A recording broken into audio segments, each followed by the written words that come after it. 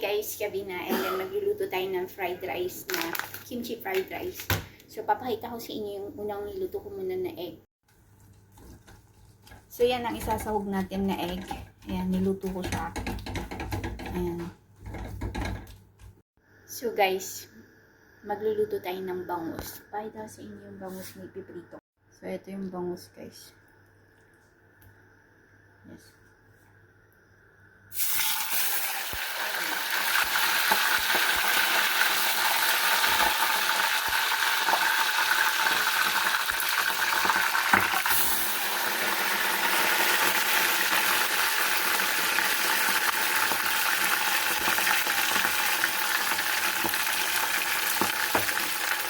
Ito yung para sa fried rice na. So yan guys, nag-repeat na tayo ng excited na ako. What time is it now? You know, Lolo Boom, my best friend is coming in Singapore. Cheche. Cheche. Cheche. Yeah. She's waiting for update only for her broker, and then she will work here in Singapore. Huh? Yes. I don't know when, but she said they already interview her. Just waiting for employer and yeah. Now I can go anywhere because I have my best friend is here, Lolo. I'm not alone anymore. I'm so happy. So we can go jalan-jalan, Lolo. Hi! Yeah. Yes. Lolo? I think so. We can go anywhere.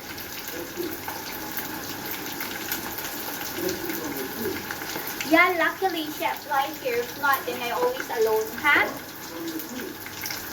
No, that one is my best friend when she was working in mall nearby the house. After that she's renting the house with auntie.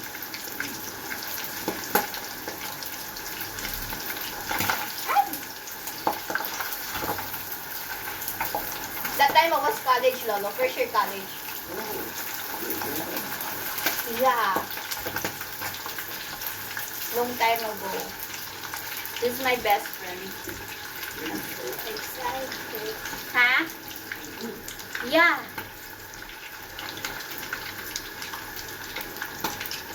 Now, last time she works in Dubai and Middle East, but it's not easy for her because there's no off days.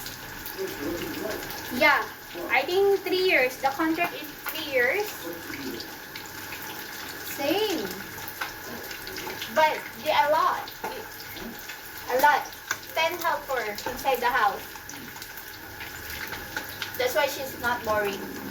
Last time I say you must try to come to Singapore, but she doesn't like because she says she get married first before coming here in Singapore. I told to her if you have a baby, you cannot. No. Yeah, she get married last month. Last month only she get married. Yeah. I told to her it must be done to save first before she get married because it's not easy. If have a daughter, if have the baby already, it's not easy. I told her, but she don't listen. So I say you need to save money first.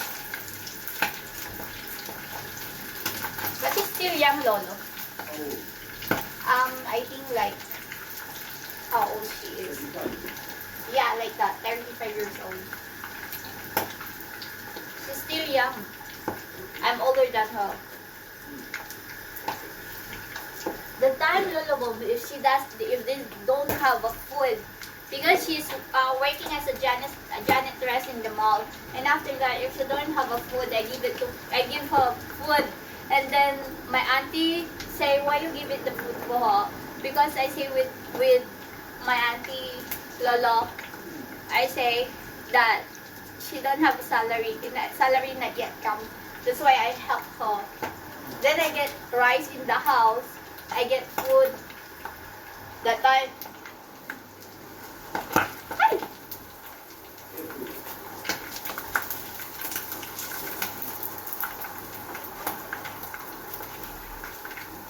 That's why mommy and papa that they are very scared because I always help other people, that stranger people. They scolding me.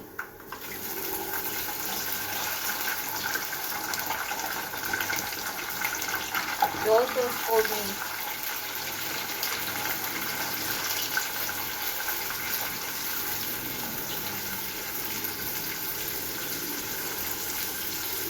Wow. I'm so excited na. Look. It's not perfect. Hindi siya perfect, guys. Kasi, ang tawag dito, binabad ko siya sa lime. Lime, garlic, yun. Salt and pepper. Ayan na yung sahog ng ano. Guys, luto na yung isda ko. And luto na ako ng fried rice. Ayan yung isda ko. Luto na tayo ng fried rice. Ayan yung ano niya. Sahog.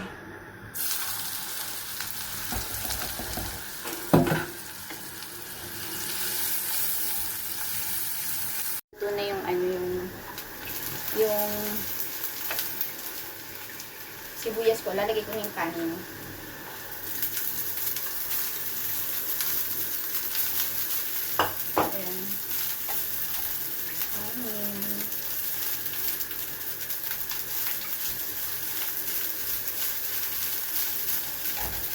Nagugutom na ako. I'm hungry na.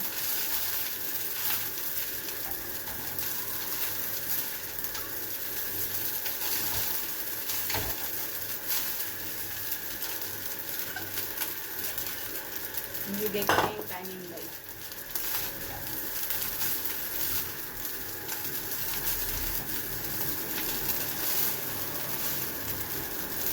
Excited ako.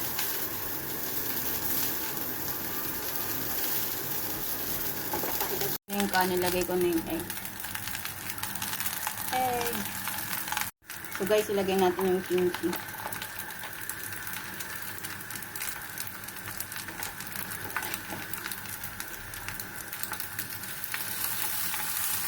Yung sili. Natin yung kamatis.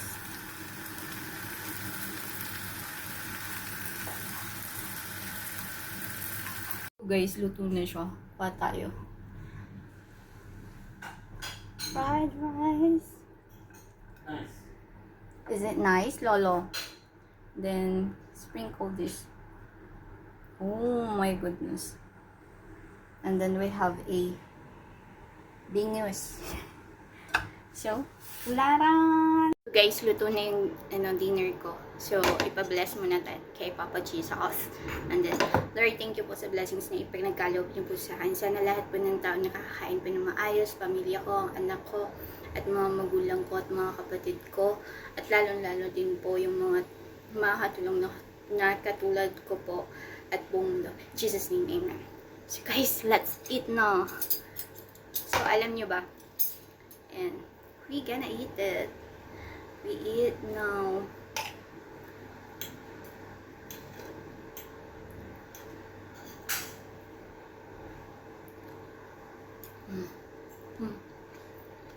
Yummy.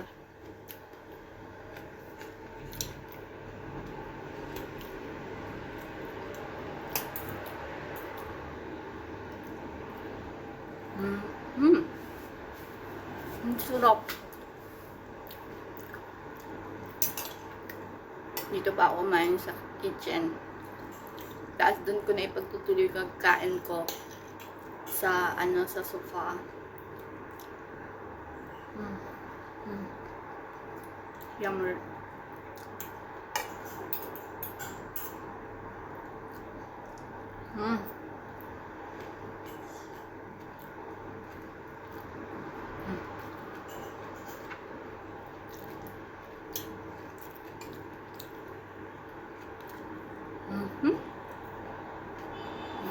Harap. So yummers.